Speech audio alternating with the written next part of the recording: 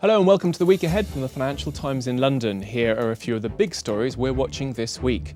Central bankers, including Fed Chair Janet Yellen, will be meeting to discuss low rates, poor growth and a host of other economic issues at the annual meeting in Jackson Hole. Germany, France and Italy will be gathering to debate exactly what a post-Brexit European Union should look like. And the world's biggest advertising group, WPP, reports its half-year interim results against a backdrop of shareholder unease. First, you can expect the annual meeting of central bankers in Wyoming's Jackson Hole this week to attract some significant attention.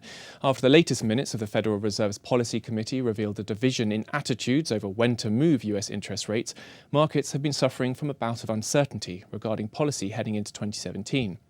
Fed Chair Janet Yellen is due to speak publicly for the first time since she gave testimony to Congress earlier in the year, and her words could offer clues to the likelihood of a rate increase, perhaps as soon as September. Other topics on the agenda for the two-day meeting will include the bigger issues of how central banks can adjust to a longer spell of ultra-low rates, as well as dealing with anemic growth and subdued inflation. And as our US economics editor Sam Fleming explains, in the face of such challenges, there could be some quite radical suggestions on how the central bank sets policy. Maybe central banks should be targeting a higher rate of inflation than the 2%, for instance, that the Fed targets at the moment. Or maybe they should be targeting something entirely different. Maybe they should be aiming to achieve, through their policies, a given level of nominal gross domestic product or a price level.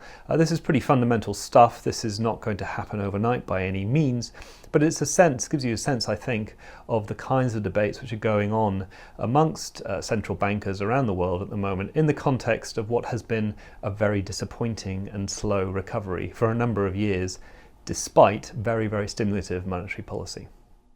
Now, how should the EU navigate a post-Brexit world? Well, that will be the subject of debate for the leaders of Germany, France and Italy this week when they meet to discuss the aftermath of Britain's vote to extricate itself from the 24-member bloc. Italy's Prime Minister, Matteo Renzi, will play host to the French leader François Hollande and Germany's Angela Merkel in the island of Venturtini off the coast of Naples. Standing alongside the British Prime Minister Theresa May last month, this is what Mr Renzi had to say about the prospect of Britain leaving the EU.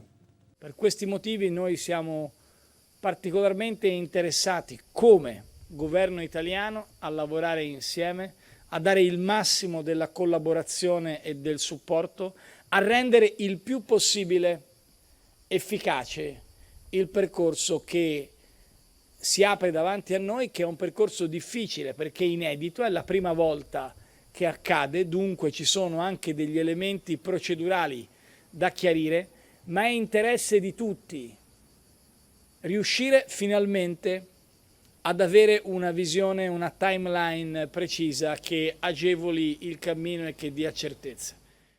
The meeting is likely to throw into relief the quite different views that each of the three leaders holds on the future of the EU, the management of the refugee crisis and enforcement of fiscal rules across the bloc being just two touchstone issues for them. Whatever their differences though, what's likely to be a priority for all of them will be to work out something approaching a united front in time for a larger summit involving all EU members in Bratislava next month.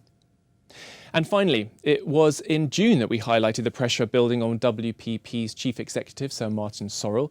Back then, a third of shareholders of the world's biggest advertising company were rebelling at its annual general meeting against the pay package the British businessman had been awarded.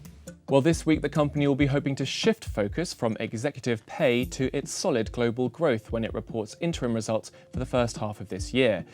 Although the general outlook for WPP, whose clients include Ford and Unilever, remains cautious, our media correspondent David Bond has more. Well, the challenges for WPP are the same ones that are affecting all of the advertising businesses and media businesses. A general sense of caution from marketing executives around whether they can spend in a time of geopolitical uncertainty, but also in the UK fears that Brexit might tip the UK economy into recession. Analysts expecting a 3.2% increase in net like-for-like sales and a profit around the £654 million mark. So I think a good solid performance in a very difficult market. And that's what the week ahead looks like from the Financial Times in London. Goodbye.